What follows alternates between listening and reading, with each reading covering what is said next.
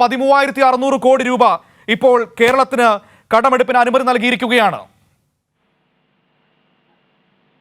മനു, നേരത്തെ കേന്ദ്രം മുമ്പോട്ട് വെച്ചിരുന്ന ഉപാധി എന്ന് പറയുന്നത് ഈ ഹർജി പിൻവലിച്ചാൽ മാത്രം അത് മാറ്റി കേന്ദ്രം അല്ലേ?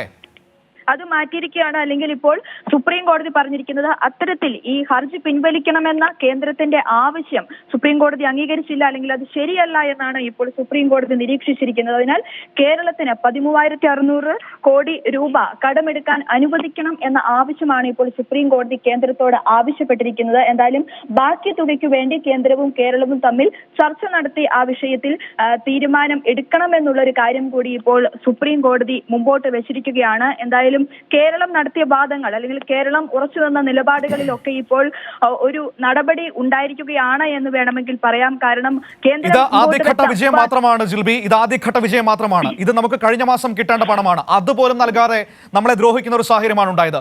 അവിടെയാണ് കേന്ദ്രത്തിന് വലിയ തിരിച്ചടി ഉണ്ടായിരിക്കുന്നത്. ഇനിയും ഇത്തരത്തിലുള്ള നിലപാടുകൾ തുടരുകയാണെങ്കിൽ ഒരുപക്ഷെ നിയമപരമായ കൂടുതൽ തിരിച്ചടികളിലേക്ക് പോയേക്കാം എന്ന ഭയം കൊണ്ടുകൂടിയാണോ ഇപ്പോൾ ഈ തുക അനുവദിക്കാൻ കേന്ദ്രം തീരുമാനിക്കുന്നത്?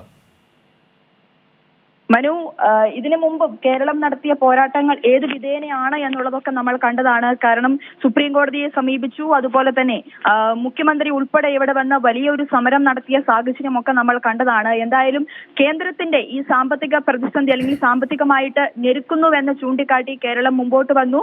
കേരളം അതിൽ ഉറച്ചു നിൽക്കുകയും ഇപ്പോൾ ഈ അന്തിമവാദം തുടരവേ കേരളം ഉയർത്തിയ ഈ വിഷയങ്ങളിൽ അല്ലെങ്കിൽ വാദങ്ങളിലാണ് ഇപ്പോൾ കോടതി ഇത്തരത്തിലുള്ള നിർണായകമായ ഒരു നിരീക്ഷണങ്ങൾ നടത്തിയിരിക്കുന്നത് എന്ന് തന്നെ പറയാം. നമ്മളിവിടെ ശ്രദ്ധിക്കേണ്ട കാര്യം, നമ്മുടെ സംസ്ഥാനത്തെ കേന്ദ്ര സർക്കാർ, BJP ഭരിക്കുന്ന കേന്ദ്ര സർക്കാർ എത്ര കണ്ട് ഞെരുക്കുകയായിരുന്നു എന്നതാണ് ഇവിടെ മനസ്സിലാക്കേണ്ടത്.